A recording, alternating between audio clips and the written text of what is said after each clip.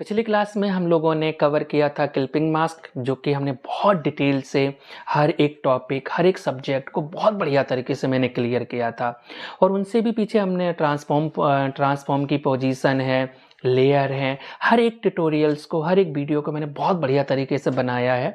तो आप हमारे हर एक लिंक पर जाकर ट्रांसफॉर्म पोजीशन है या क्लिपिंग मास्क है या अलाइनमेंट एंड डिस्ट्रीब्यूट है, तो आप हर एक वीडियो में हमारे जाकर उन चीज़ों को आप डिटेल और डेप्थ में जाकर आप सीख सकते हैं।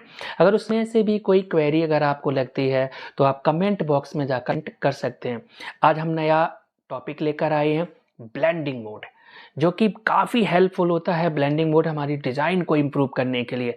चलिए तो देखते हैं कि किस तरीके से हम लोग ब्लेंडिंग मोड को यूज करेंगे और उनको प्रैक्टिकल बहुत बढ़िया तरीके से। तो सबसे पहले हम लोग क्या करते हैं कि यहाँ पर एक इमेज पर हम आपको ब्लेंडिंग मोड चेंज करके दिखाएंगे और उसका कैसे step by step blending mode change करना है, क्या आउटपुट निकल के आता है, वो आपके सामने ही बेटर रहेगा। तो आपके जहाँ पर भी इमेज है तो आप अपनी रिक्वायरमेंट के अकॉर्डिंग आप यहाँ से जैसे मेरा पाथ यहाँ पर हमने ई ड्राइव में सेव कर रखी इमेजेस वॉलपेपर, आपकी अपनी कहीं भी सेव हो रखी हैं तो आप उनको निकाल सकते हो।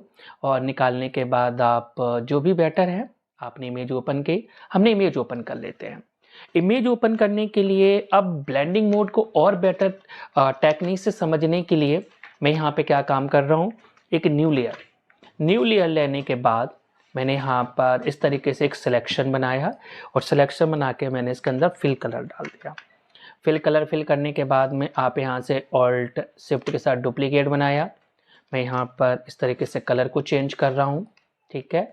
और मैंने एक सब्जेक्ट यहाँ पर रखा, आप यहाँ पे सेलेक्ट क्लिक करेंगे और सेलेक्ट क्लिक करने के बाद में आप ये चीज़ आप यहाँ सेलेक्ट क्लिक कराओगे।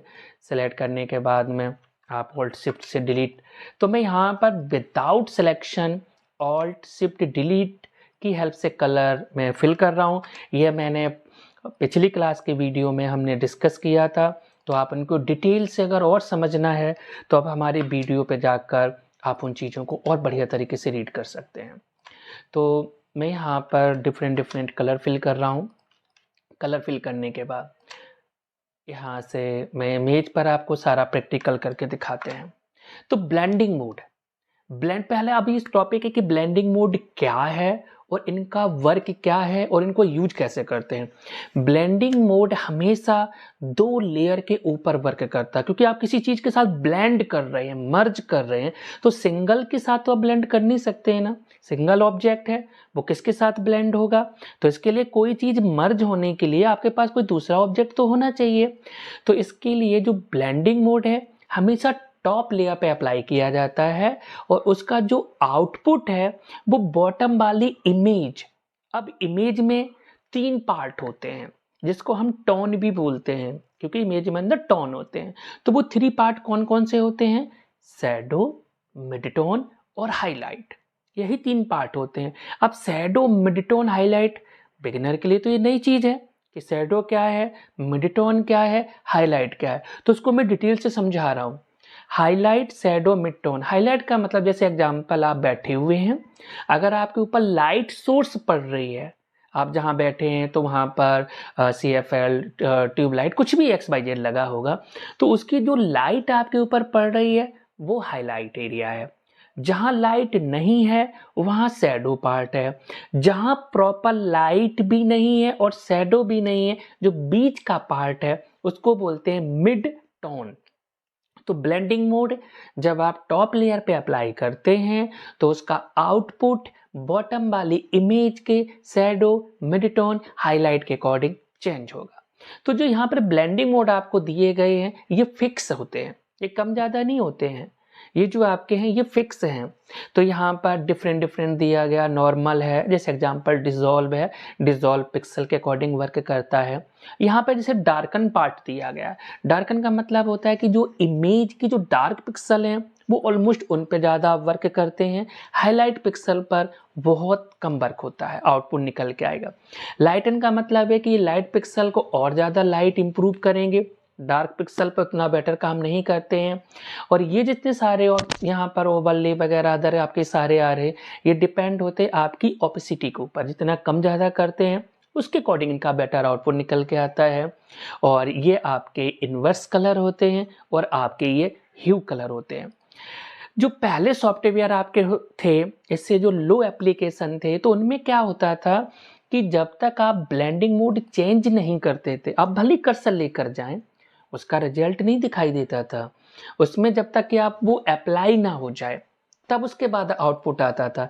लेकिन जो आप 2021, 22 ये सारे जो जितने सारे अपडेटेड वर्जन आए, इनमें क्या है कि आप कर्सर लेकर जाते हैं तो ऑटोमेटिक आपको इमेज जो आपने अप्लाई कर रखा है उसका आउटपुट आपको बॉटम वाली इमेज पे दिखने लगता है।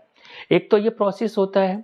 अगर आप और सिंपल प्रोसेस पे जाना चाहते हैं तो आप लेयर को सेलेक्ट करेंगे, इसकी एक शॉर्ट की होती है शिफ्ट प्लस, कीबोर्ड पे जाना है, शिफ्ट प्लस करेंगे। तो जैसे शिफ्ट प्लस करते हैं आप देख सकते हैं कि मैं टॉप लेयर पर इसको अप्लाई कर रहा हूं और इसका जो आउटपुट है वो बॉटम वाली इमेज के अकॉर्डिंग आ रहा है। आपने सब्जेक्ट को लिया, आप इस पर शिफ्ट प्लस की हेल्प से करेंगे। तो शिफ्ट प्लस का मतलब क्या होता है कि वो जो ब्लेंडिंग मोड आपके हैं वो टॉप से बॉटम की साइड आएंगे। शिफ्ट माइनस करोगे आप तो बॉटम से टॉप की साइड जाएंगे। तो आप यहाँ पर सेलेक्ट क्लिक करके आप डिफरेंट आप ब्लेंडिंग मोड अपना चेंज कर रहे हैं। जो बेटर आपको आउटपुट लग रहा है वो आउटपुट आप निकाल सकते हैं। तो अगर आपको फोटोशॉप के अंदर ब्लेंडिंग मोड यूज नहीं करना आता है तो आप बेटर इफेक्ट नहीं निकाल सकते हैं। तो इसीलिए हम चाहते हैं कि आप ज़्यादा से ज़्यादा ब्लेंडिंग मोड को आप यूज करें और एक से क्रिएटिव इफेक्ट को आप निकालें।